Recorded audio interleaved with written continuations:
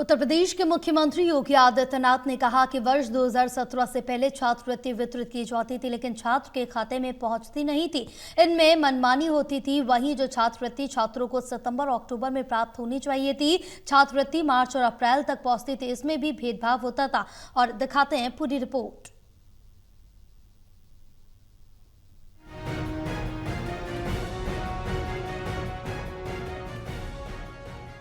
अनुसूचित जाति जनजाति के करीब 5 लाख छात्रों को संस्थान की ओर से डेटा अपलोड न करने की वजह से छात्रवृत्ति नहीं मिल पाई, क्योंकि डेटा लॉक हो गया था। ऐसे छात्रों को दीपावली से पहले छात्रवृत्ति देने के लिए पैसा तैयार कर लिया गया। छात्रवृत्ति से वंचित सभी छात्रों को दीपावली से पहले उनके खातों में छात्रवृत्ति भेज दी जाएगी। वहीं जिनकी वजह से छात्रों को स्कॉलरशिप नहीं मिल पाई है, उनकी भी जवाबदेही तय की जाएगी, ताकि आने वाले समय में ऐसी त्रुटि न हो। किसी भी देश या प्रदेश की आर्थिक प्रगति का पैमाना शिक्षा से शुरू होता है। ऐसे में छात्रों को बेहतर शिक्षा उपलब्ध कराना हमारी जिम्मेदारी है। ये बातें मुख्यमंत्री योगी आदित्यनाथ ने शुक्रवार को आईजीपी में आयोजित छात्रवृत्ति वितरण समारोह में कही। इस दौरान सीएम योगी ने कई छात्रों को छात्रवृत्ति वितरित की।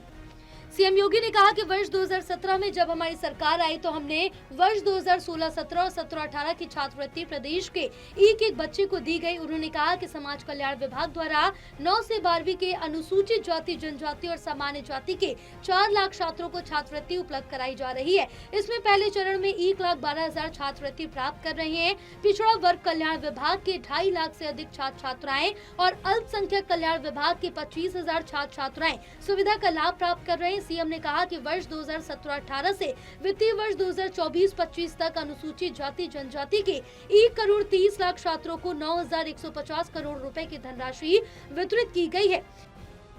वर्ष 17 से 2025 तक अब तक 2 करोड़ से अधिक छात्र छात्राएं इस सुविधा का लाभ प्राप्त कर चुकी हैं और इसमें हम लोगों ने जो व्यवस्था की है, आज तो 9 से 12वीं तक के 4 लाख छात्र छात्राओं को आज इसका लाभ दिया जा रहा है, क्योंकि हम लोगों का ये मानना है कि शिक्षा ही वह माध्यम है जो आत्मनिर्भर भारत और विकसित भारत की संकल्पना को, प्रधानमंत्री जी की संकल्पना को साकार करने में सहायक हो सकता है। छात्रवृत्ति पोर्टल को आर्टिफिशियल इंटेलिजेंस आधारित वेरिफिकेशन सिस्टम के साथ जोड़ना है, यानी मनुष्य का हस्तक्षेप कम हो जाए, बंद हो जाए। छात्र ने एडमिशन लिया, स्कॉलरशिप उसके तक पहुंच जानी चाहिए।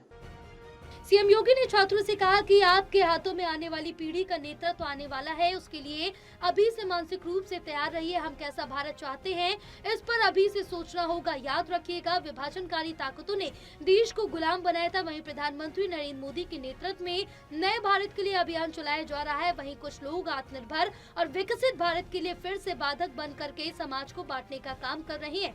हमारा प्रयास होना चाहिए कि हमें बंटना नहीं है, हमें एकजुट होकर के बेहतर शिक्षा के लिए हर छात्र को स्कूल तक पहुंचाना है।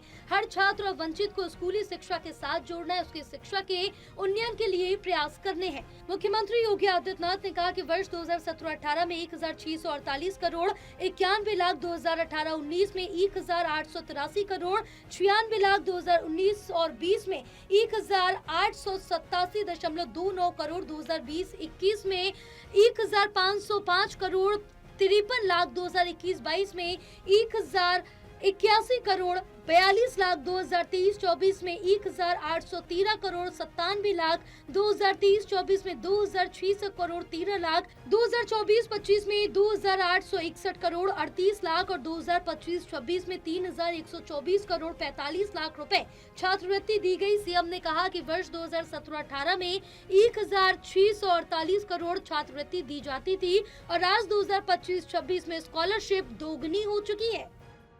National desk report, total news.